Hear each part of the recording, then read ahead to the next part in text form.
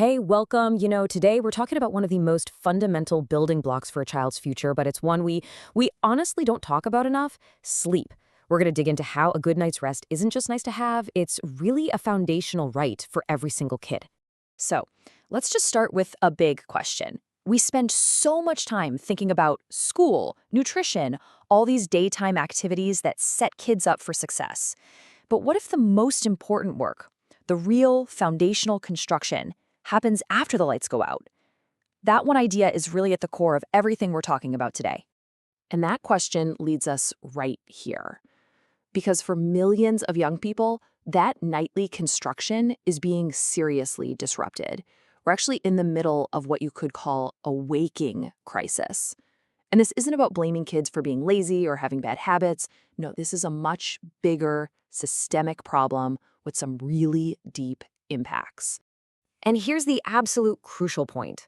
Not getting enough sleep isn't just about feeling a little groggy the next day. It literally gets in the way of a child's ability to learn. It affects their physical growth, and maybe most importantly, it damages the emotional skills they need to just navigate life. It becomes a huge roadblock to their entire future. So, this brings us to a really, really important concept. To actually fix this, we have to move past just nagging kids to get more sleep. It's not that simple. We have to ask a much better question. What exactly is sleep equity? It's about looking at the whole environment, not just the hours. So here's the definition we're working with. Sleep equity. It's not about some rigid rule that every kid has to sleep the exact same way. It's a principle. It's about making sure that every single child, no matter their zip code or their family's income, has a fair shot at getting quality rest. And the key here, the most important part, is that phrase, equitable access. So what does that sleep-friendly environment actually look like? Well, it means looking at some big things, like later school start times that actually work with a teenager's biology, not against it. It means seriously tackling screen time, right? It means teaching sleep health in schools the same way we teach nutrition. And of course, it means making sure kids have supportive, safe, and quiet conditions at home. It's a whole community thing. Okay, so we get the concept now, but let's really hammer home why this matters so much. The stakes here are incredibly high. This is so much more than a bad mood or a failed test. The cost of poor sleep, of sleep inequity, can echo through a person's entire life. And this chart just lays it out perfectly.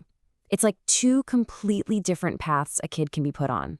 On one side, you've got a child with sleep equity. They have the foundation for academic success, for emotional stability. They're literally building resilience for life. But on the other side, a child without it faces an uphill battle with learning, with regulating their emotions, and that can lead to fewer opportunities down the road. The difference is it's stark. Okay, so we've laid out the problem, we get the stakes. Now comes the most important part, right? What do we actually do about it? This is where we shift from talking about the crisis to talking about solutions, because there are clear, totally actionable ways we can start to restore that broken foundation. It really boils down to three main strategies. First, we have to rethink school schedules. Major medical groups have been saying for years that middle and high schools shouldn't start before 8:30 a.m. It just fits teen biology. Second, managing screen exposure. This is about creating real boundaries, like no phones in the bedroom an hour before sleep, to avoid that blue light that messes with our brains.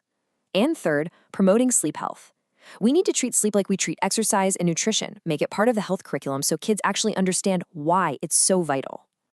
And here's the best part. When we actually commit to these things, the payoff isn't just about tomorrow's test scores, not at all. We are laying a foundation for a person's entire life. And when you do that, you're strengthening the health of our whole community. And this is the ultimate goal. This is what it all adds up to. When we achieve sleep equity, we build lifelong resilience in our kids. That leads directly to better academic success and real, lasting emotional stability. And when every child has that solid foundation, that's how you get what we all want. Communities that are thriving, diverse, and strong. I want to share a quote that I think just perfectly captures the heart of this entire idea. It says, "Equity in sleep health begins early, laying the foundation for a lifelong resilience."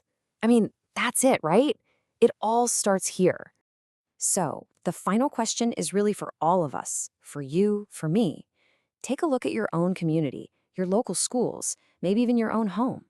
For every single child in that community, can we honestly say that their foundation is solid? Can we say we've given them what they need to build their future? It's a question worth losing a little sleep over. Thanks for joining me.